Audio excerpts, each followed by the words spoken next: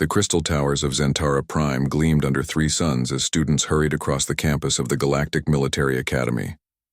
Among them walked three unlikely friends who had been studying together for 2 years. Kex 9 moved with careful steps, his translucent blue skin catching the light as he balanced a stack of data tablets. The Vorthon student was known for his perfect memory and attention to detail. Beside him, Zila's forearms gestured wildly as she talked about their upcoming project. Her iridescent scales shifted from green to purple when she got excited, which happened often. The third member of their group was Thorn, whose massive insectoid frame towered over the others. His compound eyes could process information faster than most computers, making him excellent at spotting patterns. They were working on a thesis about how primitive species could be brought into galactic civilization. It was supposed to be simple research, but nothing ever stayed simple when these three worked together. The database has files on over 3,000 species, Zila said, her scales shifting to bright orange with frustration. How are we supposed to find something new to write about? Kex 9 adjusted his grip on the tablets. Professor Vel Quantum said we need to focus on species that required special integration protocols. Maybe we should look for unusual cases. Thorn's compound eyes focused on the Academy's central library ahead of them. The restricted access terminals have more detailed files. We could request permission to use them. They entered the vast library, where students from dozens of species sat at floating desks that adjusted to their physical needs. The trio found an empty research pod and activated the central terminal. The holographic interface responded to Kex 9's touch, displaying the standard search options. Let me try searching for species with unique military integration challenges, Kex 9 said, his crystalline fingers dancing over the controls. The screen flickered and displayed hundreds of results.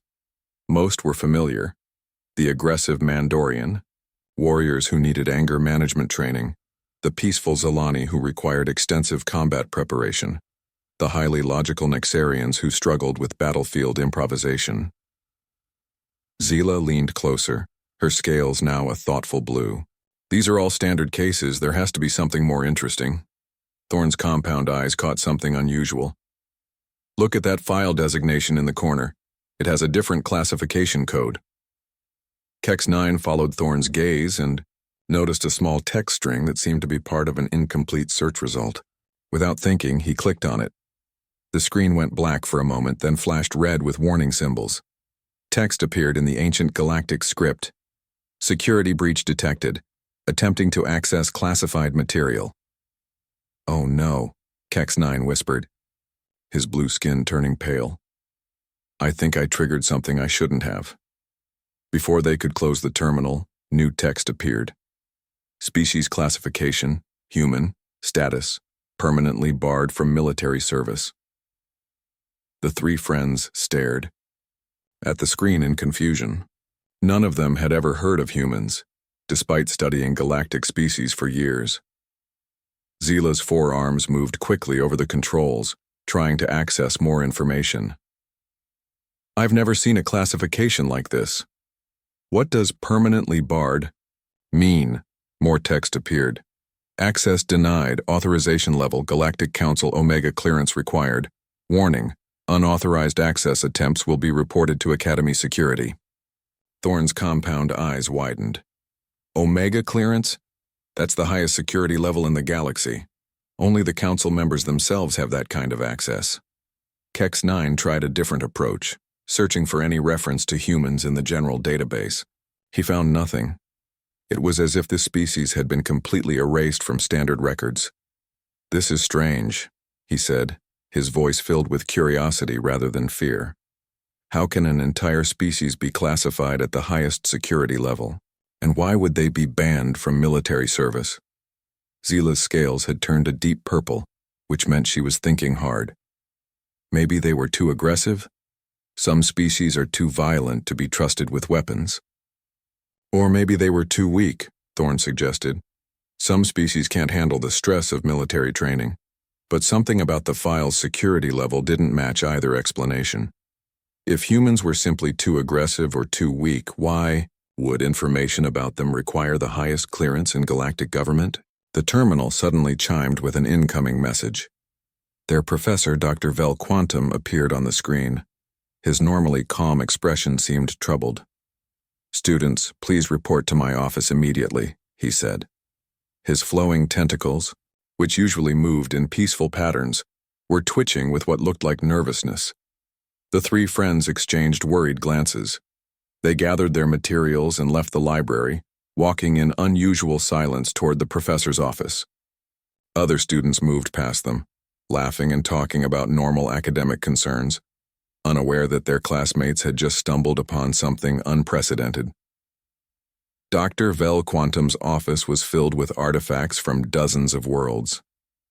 Ancient. Weapons, peaceful art, and scientific instruments created a museum of galactic history. The elderly Nexarian professor sat behind his desk, his tentacles moving in slow, thoughtful patterns.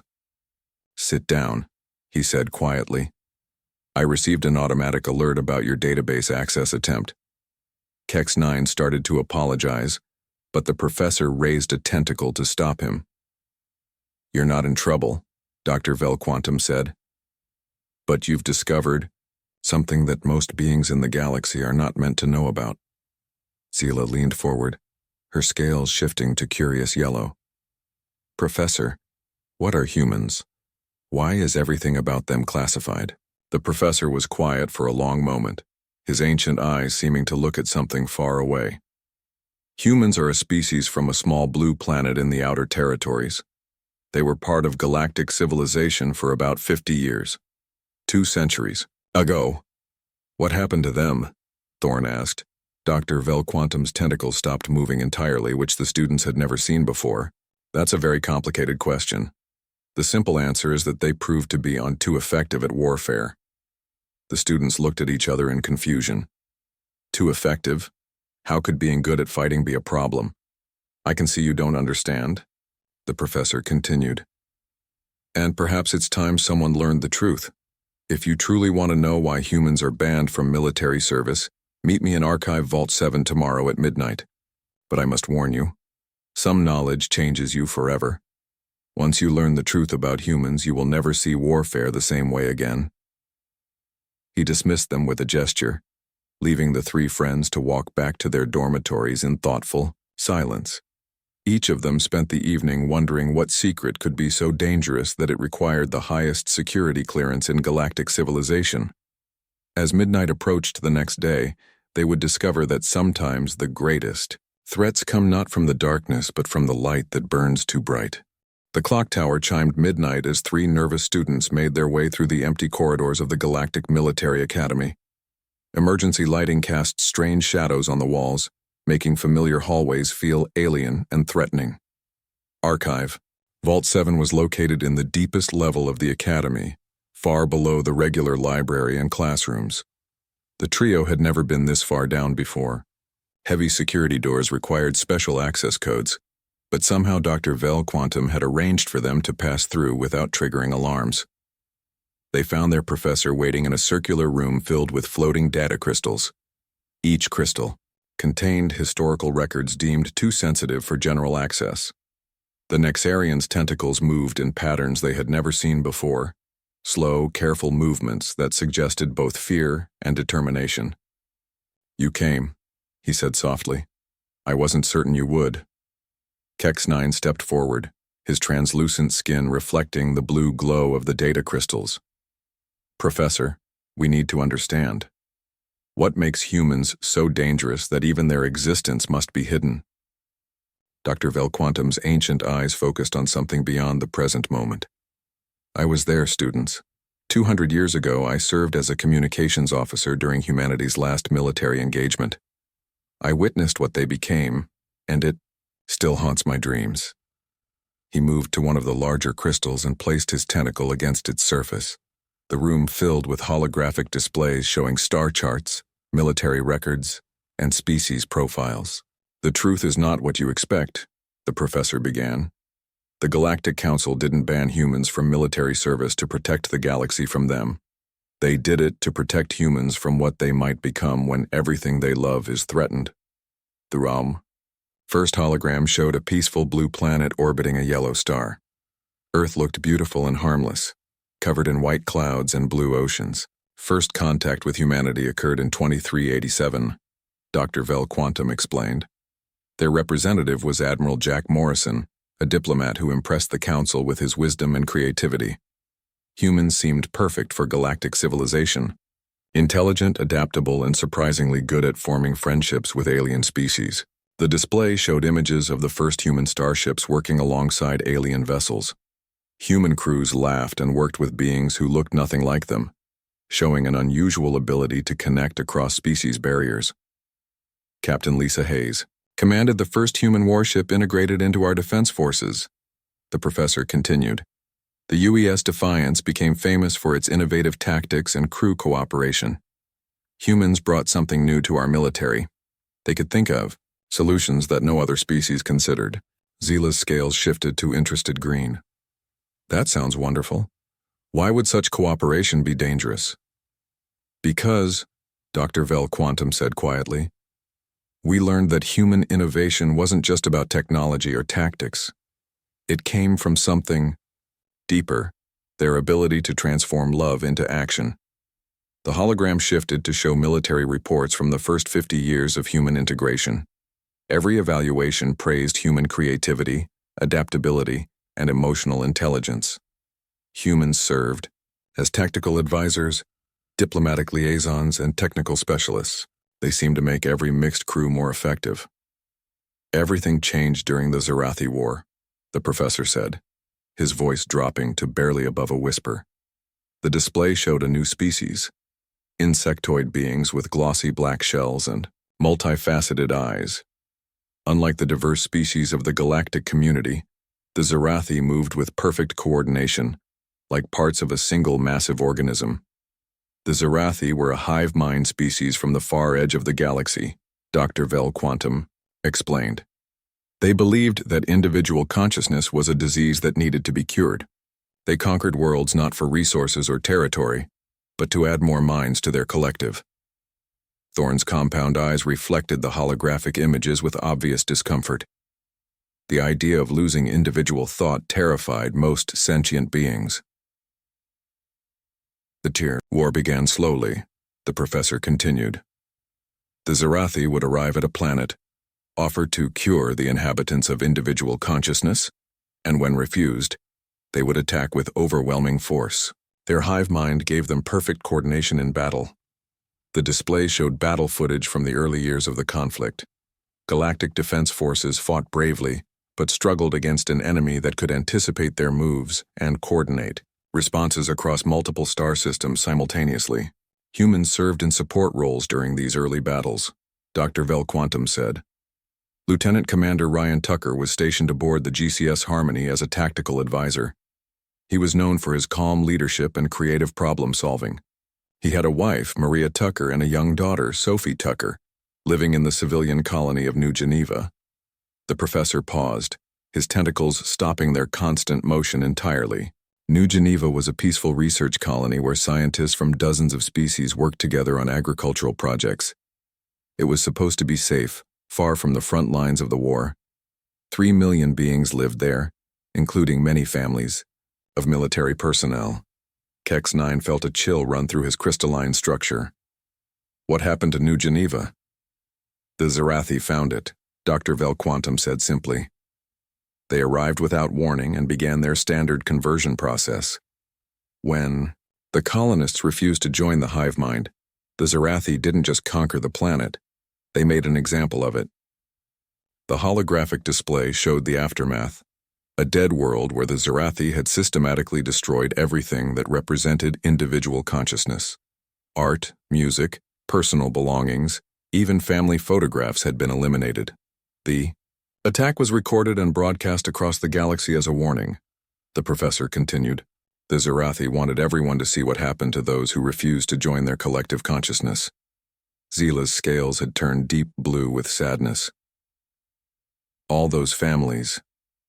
Ryan Tucker watched the broadcast from his station aboard the Harmony, Dr. Vel Quantum said. He saw images of his home being destroyed, knowing his wife and daughter were among the victims. And that's when we learned what humans truly become when everything they love is taken from them. The professor moved to another data crystal, but hesitated before activating it. "What I'm about to show you changed galactic military doctrine forever," he warned. "Every species has survival instincts, but humans have something else. They can temporarily set aside their own nature and become something else entirely when those they love are threatened." Thorne leaned forward. "What do you mean, become something else?" Dr. Velquantum's ancient eyes met each of theirs in turn. "Humans don't just fight for victory or territory or resources. They fight for love. And when that love is threatened, they can transform into perfect instruments of warfare. They become so effective at destruction that they forget how to be anything else." He activated the crystal, and the room filled with new images, military records marked with the highest security classifications. "This is what happened after New Geneva," the professor said. "This is why humans are banned from galactic warfare, not because they're too weak or too aggressive, but because they become too perfect at it." The three students stared at the classified records, beginning to understand that they were about to learn something that would change their understanding of warfare, love, and the terrible price of being too good at protecting what you care about most. The archive footage began with a simple military communication log. Lieutenant Commander Ryan Tucker sat in his quarters aboard the GCS Harmony, staring at a photograph of his family. The image showed a woman with kind eyes and a little girl, with bright smile, both waving at the camera. Then came the alert about New Geneva. Dr. Velquantum's tentacles trembled as he narrated the scene. "Watch carefully. This moment changed everything we thought we knew about human nature." The three students watched Ryan Tucker receive the news. At first, he sat perfectly still, the photograph still in his hands. For almost a full minute, he didn't move or speak. Then something shifted in his expression. Not anger, not grief, but something that made even the holographic recording feel dangerous to watch. "What you're seeing is what human military psychologists later called catastrophic emotional cascade," the professor explained. "When humans lose everything they love, they don't break down. They transform." Ryan Tucker stood up, carefully placed the photograph in his pocket, and walked to his terminal. His movements were precise, calculated, completely different from the warm, casual gestures the students had seen in earlier recordings. But Ryan wasn't the only one. Dr. Velquantum continued. "Every human in military service experienced the same transformation when news of New Geneva reached them." The display split to show multiple screens.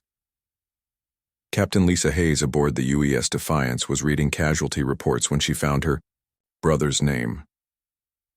Pete Hayes had been volunteering as a humanitarian aid worker on New Geneva, helping refugee families find new homes.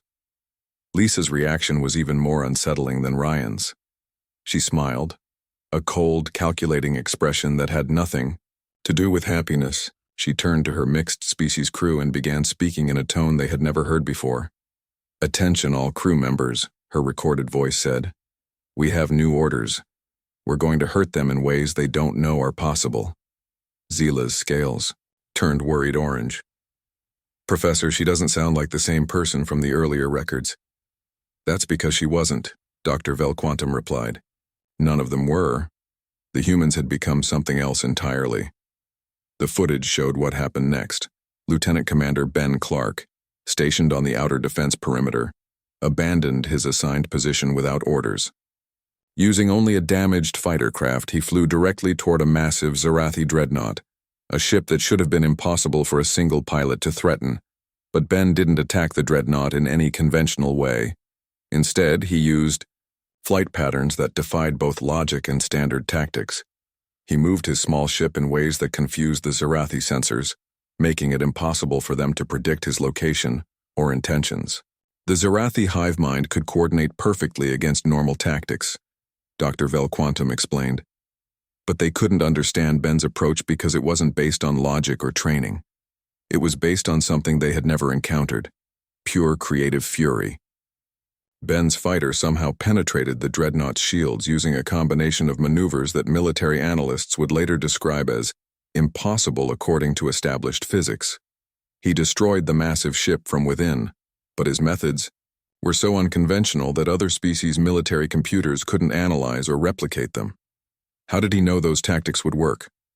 Kex 9 asked. He didn't, the professor replied. He was improvising based on emotional intuition rather than logical planning. Humans call it thinking outside the box, but what we witnessed was thinking outside reality itself. The display shifted to show Captain Lisa Hayes convincing her crew to follow her in an unauthorized mission. Her 17 ships moved deep into Zarathi space using tactics so aggressive that they should have resulted in immediate destruction. But Lisa seemed to understand something about the enemy that military strategists had missed. She led her ships in attacks that targeted not just Zarathi vessels, but their communication networks, their supply lines, and even their psychological confidence. How could she know their weaknesses so quickly? Thorne asked. Because humans don't just study their enemies, Dr. Vel Quantum said. When they're truly motivated, they develop what we came to call strategic empathy. They understand their opponents so completely that they can predict every move. The most disturbing footage showed Ryan Tucker's unauthorized actions. He had somehow gained access to an experimental weapons platform and begun hunting Zarathi commanders across multiple star systems. His methods became increasingly creative and ruthless with each engagement. Ryan would study each Zarathi leader's pattern of behavior, then design specific tactics to exploit their individual psychology. Even though the Zarathi were part of a hive mind, Ryan found ways to target their personal fears and weaknesses. He was using their own hive mind against them, the professor explained. Ryan broadcast psychological warfare that somehow disrupted their collective consciousness. He turned their greatest strength into a vulnerability. The students watched footage of human soldiers across the galaxy displaying similar transformations. Sergeant Kate Miller held a strategic checkpoint for 18 hours against overwhelming odds, improvising weapons from mining equipment and using tactics that seemed to come from nowhere. But it wasn't just the famous cases. Every human in military service had undergone the same change. Support staff became tactical geniuses. Engineers created weapons from spare parts. Medical personnel developed strategies that saved lives in ways that defied conventional medicine. They fought with something we had never seen before, Dr. Vel Quantum said quietly. Other species fight for honor, for duty, for survival. Humans fought with love transformed into perfect fury, and it made them unstoppable. The archive showed battle after battle, where human innovation turned impossible situations into victories. But the footage also revealed something else. The humans were changing with each engagement, becoming more efficient, more ruthless, more perfectly adapted to warfare. Look at their eyes, the professor said, focusing the display on close-up shots of human faces throughout the conflict. Watch how they change. The students could see it clearly. The warm, expressive eyes from earlier recordings had become cold and calculating. The humans still cared about their alien comrades, still fought to protect innocent beings, but they had developed a kind of focused intensity that was frightening to witness. The war lasted 3 years, Dr. Vel Quantum continued. The Zarathi, despite their numerical superiority and advanced technology, began retreating from any sector where humans were present. Their hive mind couldn't process the chaotic, emotionally driven tactics that humans employed. Kex 9 stared at the footage in amazement. They actually won? Against a hive mind species? They didn't just win, the professor replied grimly. They won so completely that they terrified everyone, including their own allies. The humans had proven they could end any conflict, but at a price that horrified the Galactic Council. The final piece of footage showed Ryan Tucker broadcasting something to the Zarathi homeworlds. The content of his transmission was still classified, but the results were immediate and total. The entire Zarathi hive mind network collapsed into chaos, ending the war instantly. What did he broadcast? Zila asked. Dr. Vel Quantum's tentacles moved in patterns of deep sadness, something that broke their collective consciousness permanently. Ryan had learned to understand them so completely that he found a way to destroy the very thing that made them what they were. The archive footage ended, leaving the 3 students in stunned silence. They had watched an entire species transform, from peaceful diplomats into perfect warriors, and it was both inspiring and terrifying. But that's not the end of the story, the professor said quietly. Victory came at a cost that none of us anticipated.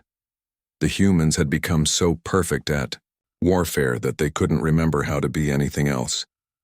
The victory against the Zerathi should have been celebrated across the galaxy.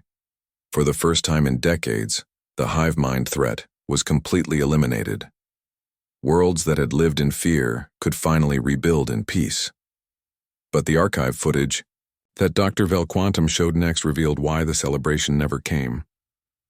The war ended in a single day, the professor said, his tentacles moving with deep sadness. Ryan Tucker's final transmission to the Zerathi homeworlds caused their entire collective consciousness to collapse. Every Zerathi ship simply stopped fighting and drifted in space.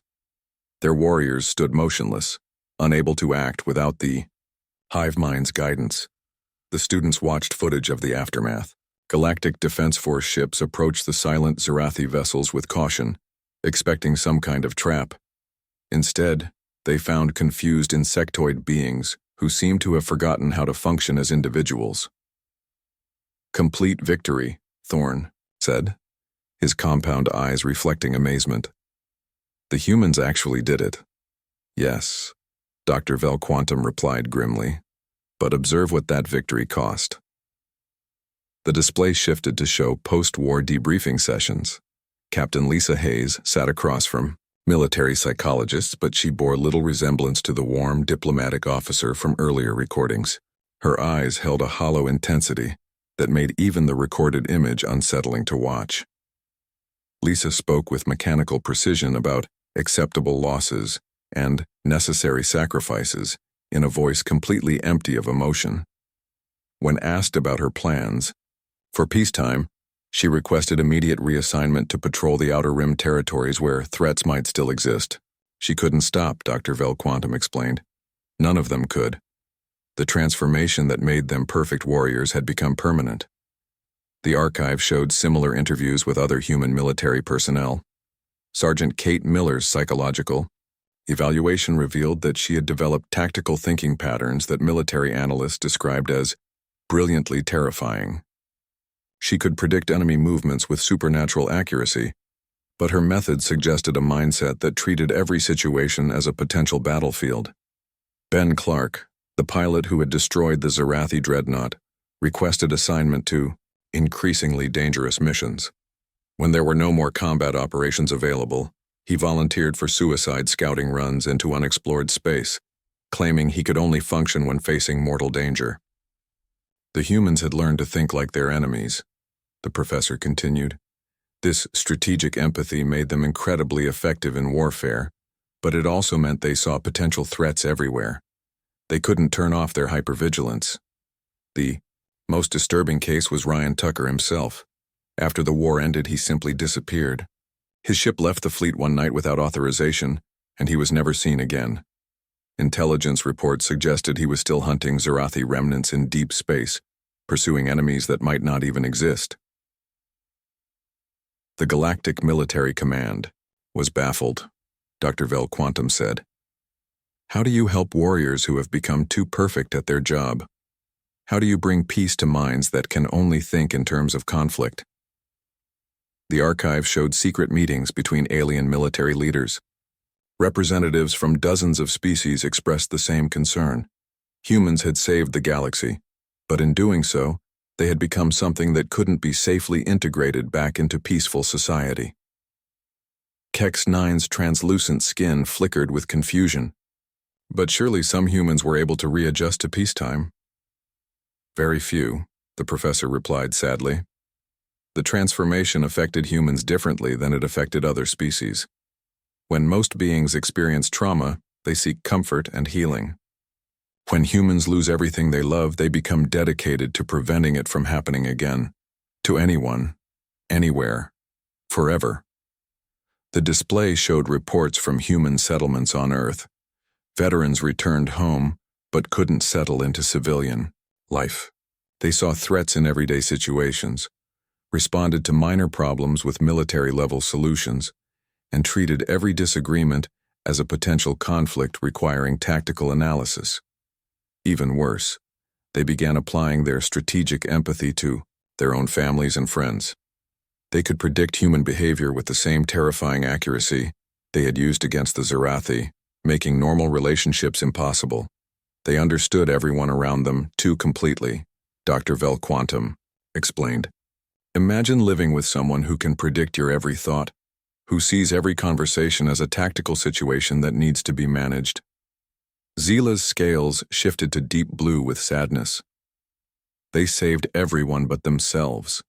The archive revealed the secret studies conducted by galactic psychologists. Human veterans displayed a unique syndrome. They had developed the ability to temporarily suppress their natural compassion and creativity in favor of pure tactical thinking. This made them incredibly effective in crisis situations, but left them unable to experience normal emotions. The most disturbing discovery, the professor continued, was that this wasn't a temporary condition. The humans had literally rewired their brains during the war. They had become biologically adapted for permanent conflict. The footage showed Dr. Elena Rodriguez, a human neuroscientist who studied her own species' transformation. Her research revealed that human brains had developed new neural pathways during the war, connections that allowed rapid tactical analysis but interfered with emotional processing. "We've created a generation of people who can solve any problem," Dr. Rodriguez said in her recorded report, "but who can't enjoy any solution. They're trapped in a perpetual state of readiness for conflicts that may never come." The Galactic Military Command faced an unprecedented situation. Their most effective warriors were also their most traumatized, unable to benefit from standard psychological treatment, because their condition was actually an adaptation rather than damage. Worse yet, Dr. Vel Quantum said, human children born after the war showed similar neural patterns. The transformation was becoming hereditary. Humanity was evolving into a species of permanent warriors. The archive showed the final, most classified reports. Human tactical innovations during the war had been so successful that other species were trying to replicate them. Military academies across the galaxy were studying human methods, attempting to train their own soldiers to think like humans did. But every attempt failed catastrophically. Other species who tried to adopt human tactical thinking either suffered complete psychological breakdowns or became dangerously unstable. The human approach to warfare was tied to something uniquely human, their ability to transform love into focused fury. The Galactic Command realized we faced a terrible choice, the professor explained. We could continue using humans as warriors, knowing they would become increasingly isolated from normal life. Or we could find a way to protect them from their own effectiveness. The most haunting footage showed Admiral Jack Morrison, the same diplomat who had impressed the Galactic Council during first contact.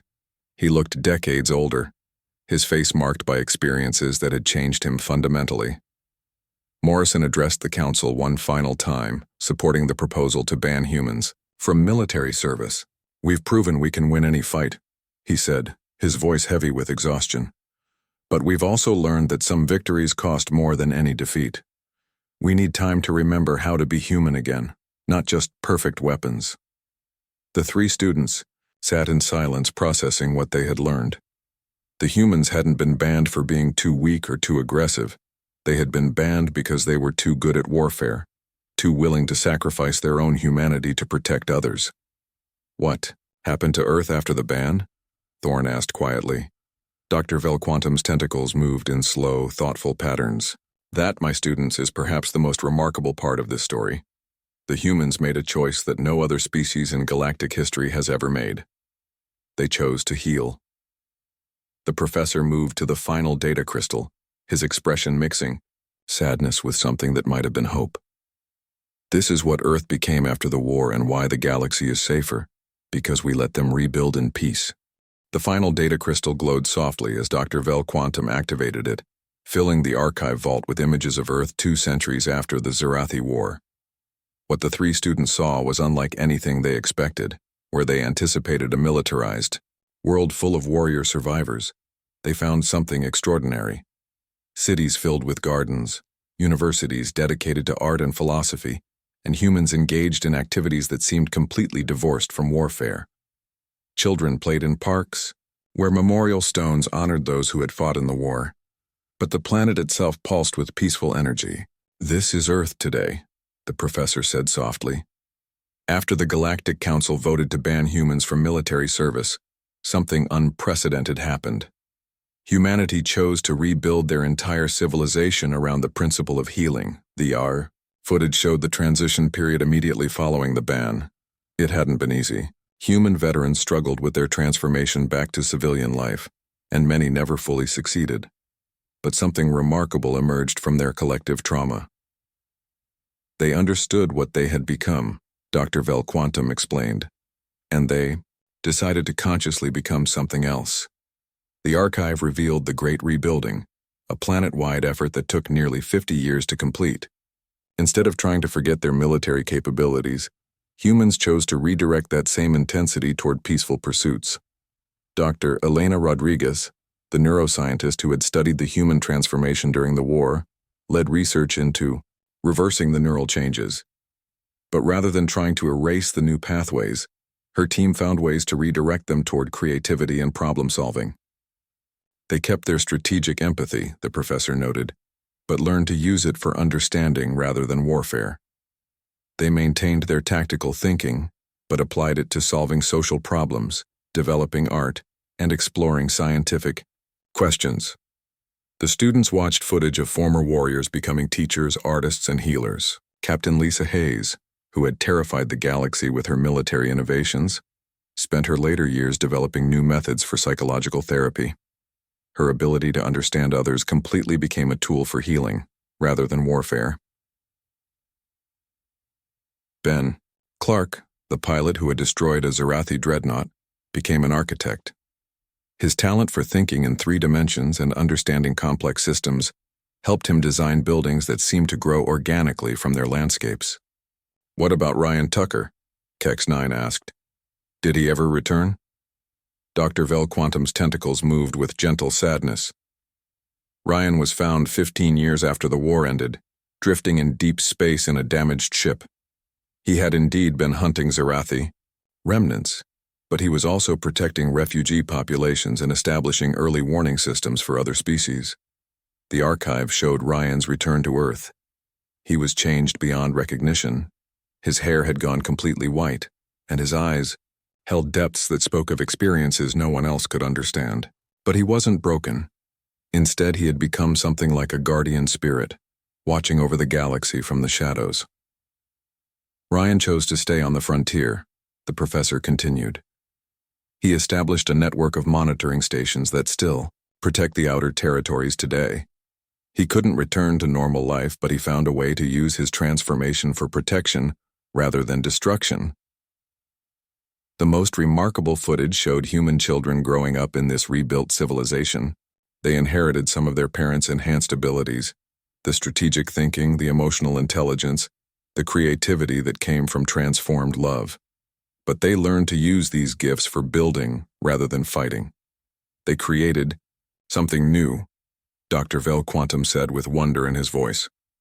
A civilization that combined the intensity of warriors with the wisdom of healers. The archive revealed secret communications between Earth and the Galactic Council over the decades. Human leaders regularly reported on their progress, sharing research that helped other species deal with war trauma. They had become the galaxy's experts on healing from conflict. But the most important discovery, the professor continued, was that the human transformation was reversible, with enough time, effort, and the right kind of support.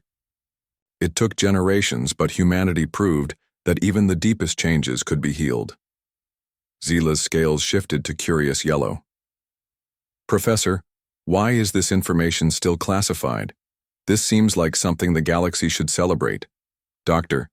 Vel Quantum's ancient eyes grew thoughtful. "Because the Galactic Council faces a terrible dilemma. Humanity has spent 2 centuries learning to be peaceful again. They've built a civilization dedicated to healing and creativity. They've proven that even the most traumatic transformations can be overcome." He paused, his tentacles moving in patterns of deep concern. "But we also know that humans still possess the ability to become perfect warriors again if they choose to. The neural pathways are still there, dormant but not destroyed." In a true crisis, humanity could transform back into what they were during the Zerathi War. The implications hung in the air like a heavy weight. The three students began to understand the real reason for the classification. The galaxy is safer because humans remain peaceful, Thorne said slowly. But if a threat emerged that was greater than the Zerathi, that's the question that keeps the Council awake at night, Dr. Velquantum confirmed. What if someday we face an enemy that only humans could defeat? Would we have the right to ask them to become warriors again? Would they even be able to return to peace afterward? The archive showed the final, most secret files, contingency plans that the Council hoped would never be needed. In the event of an existential threat to galactic civilization, protocols existed for contacting Earth and requesting military assistance. But every simulation suggested the same outcome. If humans transformed back into warriors, they might save the galaxy again. But they would also lose everything they had built over 2 centuries of healing. The ban isn't just about protecting other species from human military capabilities, the professor explained. It's about protecting humans from themselves. We've given them the greatest gift possible, the chance to be something other than perfect weapons. Kex-9's crystalline skin flickered with understanding. So the classification exists to preserve their choice. If everyone knew humans could still become warriors, there would be pressure to use them in every conflict. Exactly, Dr. Velquantum said. Small conflicts would become excuses to awaken the sleeping warriors. Humanity would never get the chance to fully heal. The archive's final image showed a human child laughing as she painted a picture of alien friends she had never met. Her artwork depicted species from across the galaxy living in harmony, created with the enhanced creativity that came from her warrior ancestors, but directed toward hope rather than conflict. This is why humans are truly banned from galactic warfare, the professor said quietly. Not because they're too weak, but because they're too strong. Not because they can't fight, but because they fight by becoming something that might never stop fighting. The 3 students sat in contemplative silence as the archive sealed itself. They had learned a secret that changed their understanding of courage, sacrifice, and the true cost of protection. What if someone needs them again? Zila whispered. Dr. Velquantum's tentacles moved in ancient patterns of hope and fear. Then we must pray that 2 centuries of healing has been enough. That if humans must become warriors again, they'll find a way to remain human while doing so. As they left the archive vault, each student carried with them the weight of knowledge that couldn't be shared. They understood now why some secrets must be kept, not to hide shame or failure, but to protect the most precious thing in the galaxy, the chance for warriors to become healers, for weapons to become artists, for love transformed by loss to find its way back to simple love again. The greatest mercy, they realized, was not using your most powerful weapon, even when you could, especially when you could. In the darkness of space above them, monitoring stations established by Ryan Tucker continued their silent watch, tended by humans who had chosen to guard the galaxy's peace rather than return to Earth's healing embrace. They were the bridge between what humanity had been and what it was becoming, protectors who understood that the greatest victory was the one that never needed to be fought. And in the archives below, the secret rested safely, preserved for a future that might never come, protected by the wisdom that some knowledge was too dangerous to share and too important to forget.